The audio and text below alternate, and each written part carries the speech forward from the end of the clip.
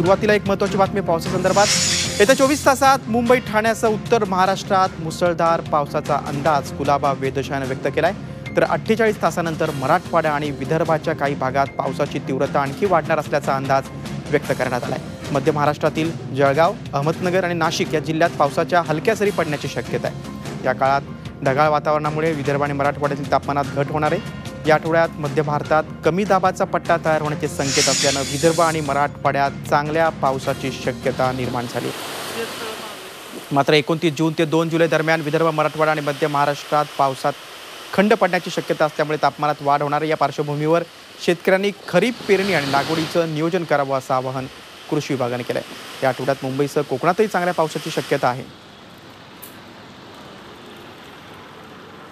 मध्य महाराष्ट्र, मराठवाड़ा एरिया में बारिश थोड़ा कम है, लेकिन ये 2 दिन के बाद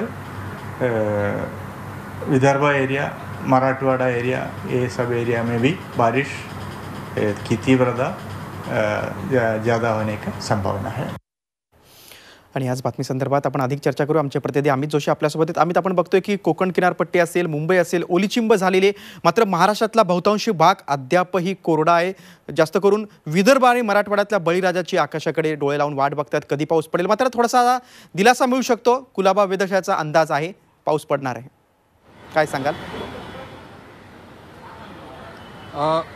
गिरीश, साधारण जूनच्या पहिल्या आठवड्यातच या ठिकाणी मुंबईसह महाराष्ट्रामध्ये पाऊस पोहोचला होता किंवा हवामान विभागाच्या दृष्टीने, तांत्रिक दृष्टीने मान्सून महाराष्ट्रात दाखल झाला होता। असं असलं तरी जवळपास 2 आठवडे महाराष्ट्राच्या सर्वच भागात पावसानं दडी मारल्याचं चित्र या ठिकाणी बघायला मिळालं। त्याच्यामुळे अर्थातच शेतकऱ्यांची चिंता या ठिकाणी मोठ्या प्रमाणात वाढली होती।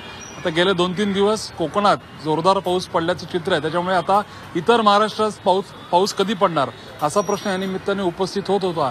त्यामुळेच हे 2 दिवस आहेत, साधारण 26, 27, 28 दरम्यानच्या काळातले जे दिवस आहेत, या काळामध्ये पाऊस विदर्भ आणि मराठवाड्यात चांगला पडणार असल्याचा अंदाज या ठिकाणी वर्तवण्यात आलाय।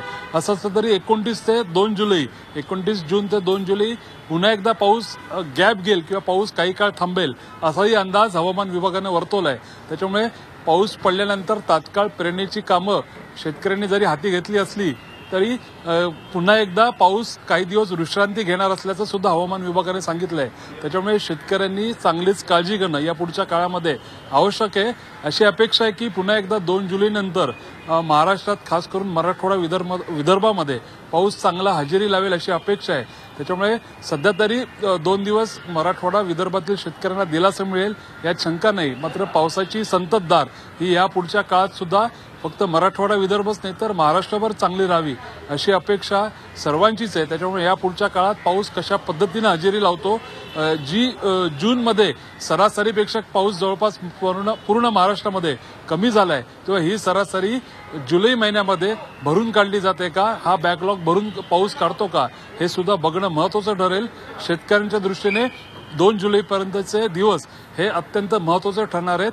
पेरणीच्या दृष्टीने यामध्ये शंका नाही। अगदी बरोबर आहे अमित। हवामान खात्याचा हा अंदाज खरा ठरावा अशीच बळीराजाची अपेक्षा आहे। खास करून विदर्भ, मराठवाड्यातील पेरण्या खोळंबलेल्या आहेत आणि त्यामुळेच हा जो वेधशाळेचा अंदाज आहे तो जो आता वर्तवलेला आहे तो योग्य ठरावा आणि त्यावेळेत पाऊस पडावा अशीच बळीराजाची अपेक्षा आहे। अधिक काय माहिती द्याल? नक्कीच पाऊस ज्या साधारण केरळमध्ये पाऊस हा मे महिन्याच्या अखेरीस काही दिवस आधीच दाखल झाला। त्याच्यामुळे महाराष्ट्रात सुद्धा पाऊस दाखल अशी अपेक्षा होती।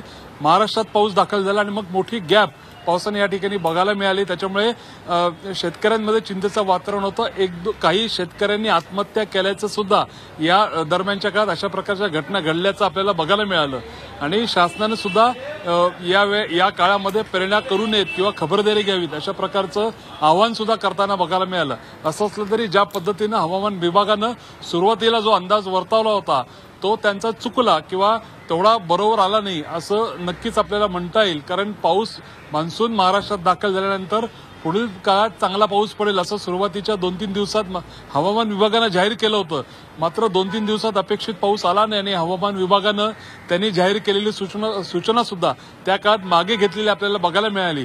थोडक्यात हवामान विभागाच्या भरोश्यावर शेतकऱ्यांनी सुरुवातीच्या काळात पेरण्या केल्याचं चित्र आपल्याला बघायला मिळालं। मात्र हवामान विभागाचा अंदाज त्या ठिकाणी चुकल्यामुळे निश्चितच शेतकऱ्यांना त्रास झालाय, तेव्हा या पुढच्या काळामध्ये असा त्रास होणार नाही. हवामान विभागाचा अंदाज बरोबर ठरेल आणि शेतकऱ्यांचा त्रास दूर होईल आणि चांगला पाऊस पडेल अशी अपेक्षा बाळगायला हरकत नाही.